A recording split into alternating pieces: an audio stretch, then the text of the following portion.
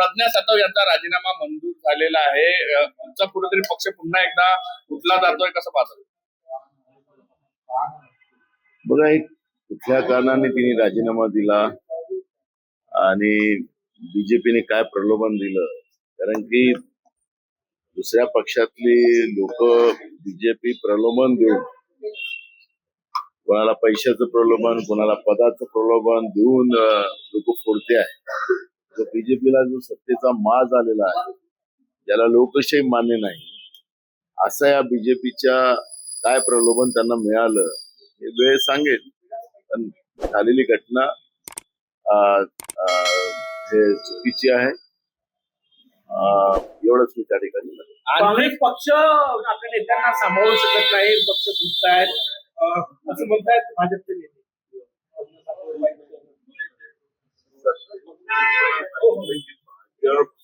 सत्तेचा माज आलेला आहे, त्यामुळे ह्या सत्तेच्या माजापोटी ते त्या पद्धतीचं बोलतात. राजीनामा झाला दिला इथपर्यंत टोकाचं का गेलं, काही समजत म्हणजे ज्यांचं एवढे वर्ष मुद्दाहून तुम्हाला सांगितलं की काय प्रलोभन दिलं, कारण की प्रलोभन देऊन ज्या पद्धतीने भाजप दुसऱ्या पक्षांना फुटते आहे, तर ते नेमकं प्रलोभन काय होतं ते आपल्याला, मला नेमकं माहिती कळेलच, यावर आम्ही प्रतिक्रिया देऊ. आणखी एक आमदार विधान परिषदेचा भाजपच्या संपर्कात असल्याची माहिती आहे.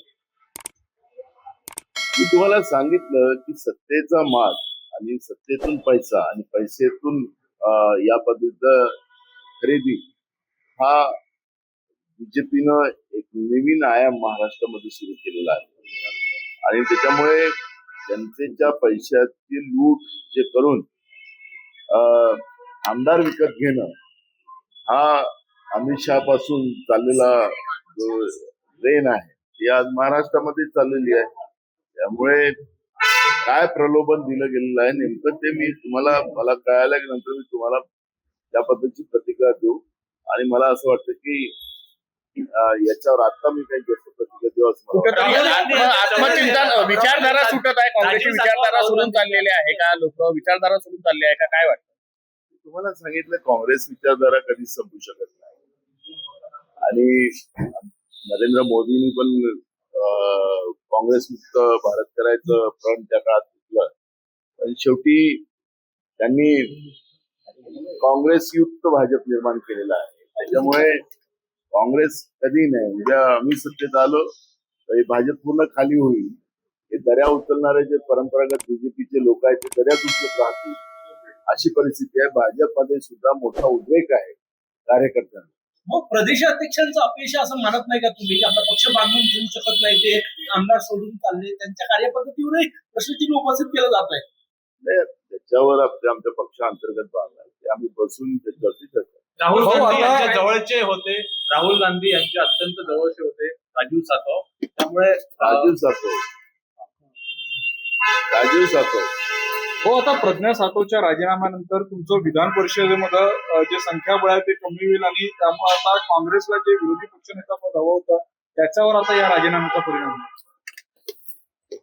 खरं तर यांना विरोधी पक्ष नेतेपद द्यायचंच नव्हतं आणि ज्यांना लोकशाहीच मान्य नाही, त्या भाजपला, त्यांना संविधानच मान्य नाही, या अधिवेशनामध्ये बिना विरोधी पक्ष नेत्यांनी हे अधिवेशन चाललं. जनतेचे प्रश्न मांडायचे आणि ते सोडून घ्यायची ही लोकशाहीची व्यवस्था आहे. काँग्रेसनी अनेकदा ज्या ठिकाणी त्यांचे 2 खासदारही नव्हते ते 2 खासदार आणून देऊन त्यांना विरोधी पक्ष दिलं गेलं होतं इंदिराजींच्या काळामध्ये. हाही इतिहास काही लपलेला नाही. लोकशाही मध्ये 2 चाकं जी असतात, एक सत्तेची आणि एक विरोधाची, ती जी काही भूमिका आहे, जी काही परंपरा आहे ती भाजपने मोडकीच काढलेली आहे. त्यामुळे संख्याबळ हा विषय नसतो, त्याच्यामध्ये 2 आमदारांनाही सुद्धा काँग्रेसने विरोधी पक्ष पद दिलेलं होतं. त्यामुळे लोकशाहीची जाण जी काँग्रेसने ठेवली ती भाजपकडे नाही, त्यांना संविधानच मान्य नाही. त्याच्यामुळे एक कमी झाला की जास्त झाला याची चर्चा होऊ शकत नाही. काँग्रेस आत्मचिंतन करणार आहे का? नेते सतत सोडून चालले तुम्हाला, भाजप. मी तुम्हाला बघायला सांगितलं की याच्यामध्ये पक्षांतर्गत बसून त्याच्यावर काय चुका असतील त्या आम्ही दुरुस्त करण्याचा प्रयत्न हो, तुम्ही दिल्ली हायकमांडला हे सगळं समजावून सांगणार का, ज्या पद्धतीनं पक्षाला आता गळ लागलेली आहे हे- भविष्यात? मी तुम्हाला सांगितलं की हे पक्षांतर्गत बाब आहे आणि आम्ही बसून याच्यावरती चर्चा करू. आणखी काही लोक सोडून जाणार आहे, त्यांचा पक्षप्रवेश थांबवण्यासाठी तरी काही प्रयत्न होणार आहे का? काही नावं कळू शकली आहे का तुम्हाला? कोण चालले, कोण संपर्क? आम्ही सगळ्यांच्या संपर्कात आहोत आणि असं कोणी पक्ष सोडून जात कोकाटे यांनी काही राज- कंत्राटदारांना खुश करण्यासाठी जे आहे ते मोठा भ्रष्टाचार केला जातो, जी चर्चा आहे. सिडकोमध्ये काही कंत्राटदारांना खुश करण्यासाठी नियमाची मोडतोड करून जे आहे ते त्यांनी भ्रष्टाचार केला. तुम्हाला महाराष्ट्रातलं असं एक डिपार्टमेंट आहे, एक सिंगल डिपार्टमेंट नाही त्याच्यामध्ये. आता आपण पाहिलं असेल की परवा सरकारने 280 कोटी रुपये गोरक्षण करणाऱ्या संस्थांना त्यांनी देण्यासाठी काढून ठेवले.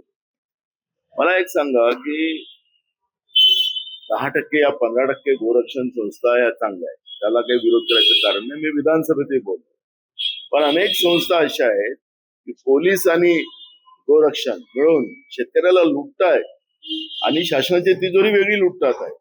50 रुपये पर रोज एका गाईला ते सरकारकडून दिले जातात. म्हणजे हे गोरक्षण संस्था यांच्या तथागत कथित जे काही संस्था आहेत भाजपच्या, त्यांना हे जनतेचे पैसे लुटून देतात आहेत. त्यामुळे असं एक डिपार्टमेंट नाही, मी उदाहरण दिलं की नुसतं सिडकोच नाही, एक डिपार्टमेंट नाही की या महाराष्ट्रामध्ये जनतेचे पैसे लुटून महायुतीचे लोक कसं आपले लोकांचे बोके भरतात आहेत आणि राज्याचा भकास कसा करतात हे आपण पाहिलंच आहे. मंगेश कुडाळकर जे शिंदे सेनेचे आमदार आहेत त्यांच्यावर सार्वजनिक निधीचा गैरवापर केल्याप्रकरणी गुन्हा दाखल करण्याचे आदेश दिलेले आहेत. अनेक आहेत ना. मी तुम्हाला नुसतं संजय कुडाळकर नाही, या सरकारमध्ये भाजपचे आमदार असतील, भाजपचे मंत्री असतील, सेनेचे मंत्री असतील, सेनेचे आमदार असतील, अजित पवारांचे आमदार मंत्री असतील, अनेक लोकांनी सत्तेचा दुरुपयोग केलेला आहे, आपल्या पदाचा दुरुपयोग केला. आमदार निधीमध्ये मोठ्या प्रमाणात गडबड केलेली आहे, काम न करता पैसे घेतलेले आहेत, हे अनेक आहेत. आणि त्याचं एक आम्ही तर मागणी करणार आहोत की एक सार्वजनिक चौकशी या सगळ्यांची केली गेली पाहिजे आणि अधिकारी सुद्धा त्यांना कुठल्या दबावाच्या खाली आणून या पद्धतीनं आमदार निधीची अफरातफर करण्याचं पाप या माहितीच्या सगळ्या व्यवस्थेने केलेलं ते आपल्याला पाहायला मिळेल.